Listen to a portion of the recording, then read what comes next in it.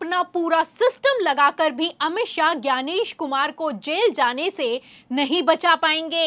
एक तरफ supreme court में बंगाल चुनावों को लेकर पेच फंसा है, वहीं दूसरी तरफ ममता बनर्जी के कोर्ट पहुंचते ही चुनावी धांधली के सबूत मिटाने में बीजेपी के कथित चाणक्य ने कितनी बड़ी चूक कर दी है आपको बताएंगे, लेकिन पहले खेल समझिए।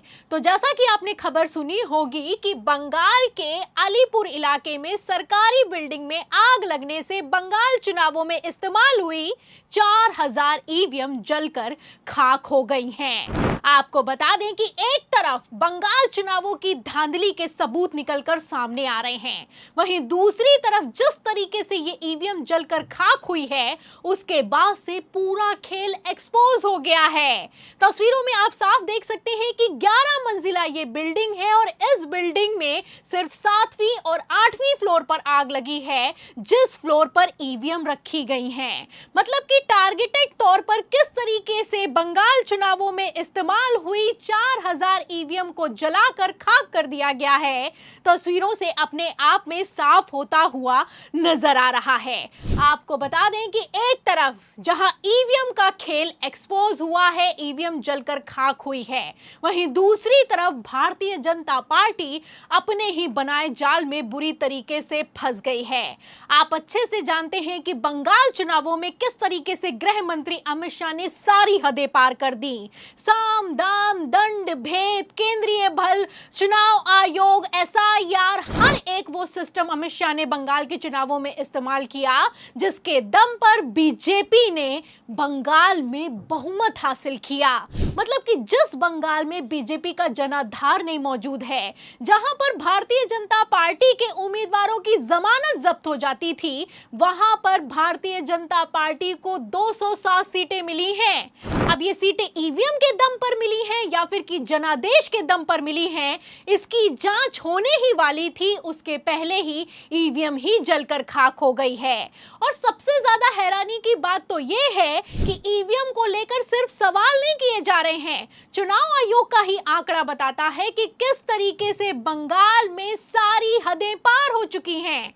आप अच्छे से जानते हैं कि कुछ दिनों पहले जब चुनाव आयोग ने डेटा रिलीज किया तब पता चला कि मुस्लिम बहुल इलाकों में भी भारतीय जनता पार्टी को 97% से ज्यादा वोट मिला है। मतलब कि जिन मुसलमानों को लेकर भारतीय जनता पार्टी खुद कहती है कि हमें इनका वोट नहीं चाहिए, उन मुसलमानों ने बंगाल में चुनाव आयोग के आंकड़ों के मुताबिक बीजेपी को भर भर कर वोट किया है। चुनाव आयोग का कहना है कि बंगाल चुनावों का खेल आखिरी राउंड में पलट गया। फिलहाल आखिरी राउंड में किस तरीके से खेल हुआ ये किसी से छुपा हुआ नहीं है।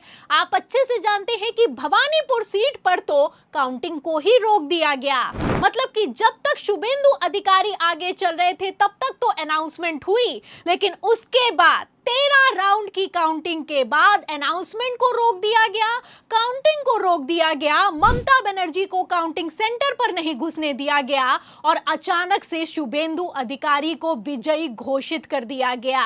तो सिर्फ एसआईआर नहीं, ईवीएम का भी खेल हुआ और इस खेल को लेकर अभिषेक बनर्जी ने सवाल किया। फिलहाल सवालों के जवाब देना तो दूर की बात है, जिस तरीके से ईवीएम को जलाकर खाक कर दिया गया है, ऐसे में इतना तो साफ हो चुका है कि दाल में कुछ काला नहीं बल्कि पूरी की पूरी दाल ही काली है।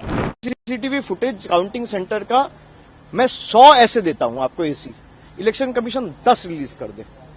काउंटिंग सेंटर का पूरा दिन का सीसीटीवी फुटेज खास करके 12 बजे के बाद से 6 बजे तक का 6 घंटा का रिलीज कर दे। मैं आपको कंप्लेंट का कॉपी देता हूं जहां पे 17C में जो ईवीएम रिकॉर्ड हुआ था और जो काउंटिंग टेबल में जो ईवीएम आया है, दोनों अलग मशीन है, सीरियल नंबर मैच ही नहीं कर रहे। तो काउंटिंग के दिन ही अभिषेक बनर्जी ने कह दिया था कि ईवीएम का सीरियल नंबर मैच नहीं कर रहा है। चुनाव आयोग को काउंटिंग सेंटर की वीडियो को जारी करना चाहिए। अभिषेक बनर्जी ने कहा कि मैं 100 सीसीटीवी फुटेज दिखा सकता हूं जहां पर ईवीएम बदली गई है। अगर चुनाव आयोग में दम है तो वो 10 सीसीटीवी फुटेज जारी करके दिखाए। तो पहले ही खेल एक्सपोज हो गया था, पहले ही सुप्रीम कोर्ट में गुहार लगाई गई, लेकिन सुप्रीम कोर्ट ने किसी तरह का कोई एक्शन नहीं लिया। उल्टा सुप्रीम कोर्ट की तरफ से टीएमसी को आदेश पारित करते हुए कहा गया कि नई याचिका लगाओ, हम बंगाल के चुनावों को देखते हैं। फिलहाल देखने दिखाने के चक्कर में आप देख सकते हैं कि किस तरीके से अब सबूतों को ही जलाकर खाक कर दिया गया है, जबकि सुप्रीम कोर्ट का ही नियम कहता है कि चुनाव के नतीजों के बाद 45 दिनों तक ईवीएम को सुरक्षित रखना चुनाव आयोग की जिम्मेदारी है। लेकिन फिर भी ज्ञानेश कुमार इस जिम्मेदारी में पूरी तरीके से फेल हो गए हैं। आपको बता दें, जिस तरीके से ईवीएम जलने की खबर निकलकर सामने आई है, इसके बाद इतना तो साफ हो चुका है कि ममता बनर्जी के कोर्ट जाने से पहले ही गृह मंत्री अमित शाह खौफ खा रहे हैं, बौखला रहे हैं। आपको बता दें कि पूरा सिस्टम लगाकर पहले तो बंगाल के चुनावों को हैक किया गया और अब सबूत मिटाए जा रहे हैं। ममता बनर्जी पर दबाव बनाया जा रहा है, टीएमसी को खत्म करने की साजिश की जा रही है और ये वो पार्टी कर रही है जिसको पूर्ण बहुमत हासिल हुआ है। मतलब बहुमत मिलने के बावजूद जिस तरीके से अमित शाह लगातार खेल कर रहे हैं, ऐसे में इतना तो साफ हो चुका है कि कुछ तो ऐसा है जिसे अमित शाह ने सुप्रीम कोर्ट के एक्शन से पहले ही भांप लिया है।